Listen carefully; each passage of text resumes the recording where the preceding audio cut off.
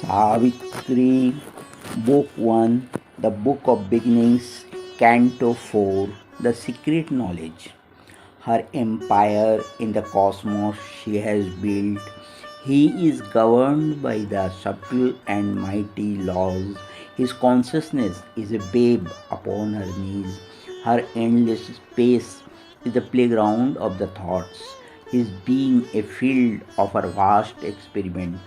She binds to knowledge of the shapes of time and the creative error of limiting mind and chance that wears the rigid face of fate and her sport of death and pain and science is changed and struggling immortality.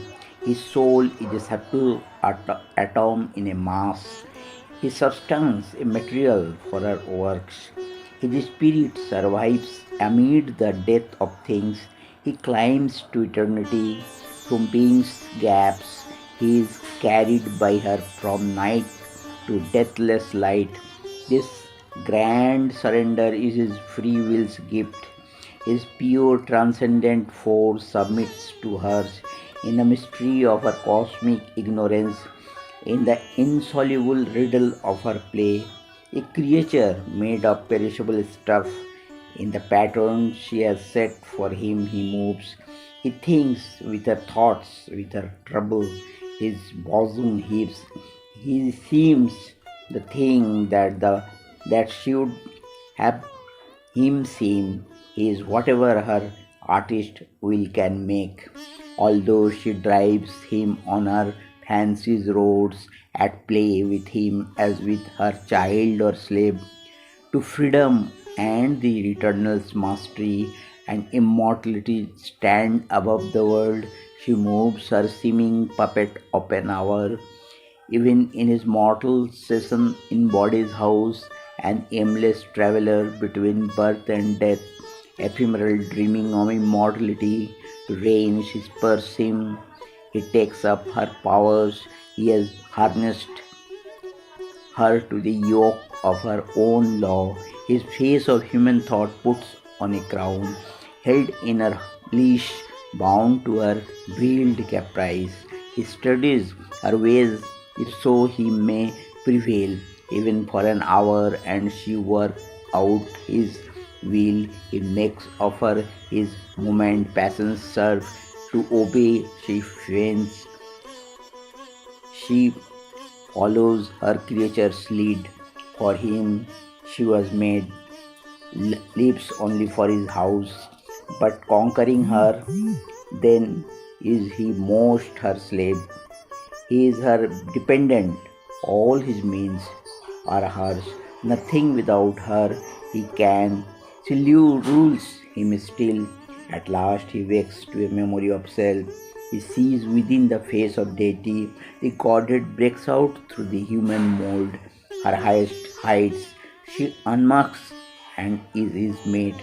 Till then he is a plaything in her game, her seeming regent, yet her fancy's toy, a living robot moved by her energy springs, reacts as in the movements of a dream, an automaton stepping in the grooves of fate. He stumbles on driven by her whip of force. His thought works, labors, a block in time's fields. His will he thinks his own is shaped in her forge, obedient to world nature's dumb control, driven by his own formidable power, his chosen partner in a titan game.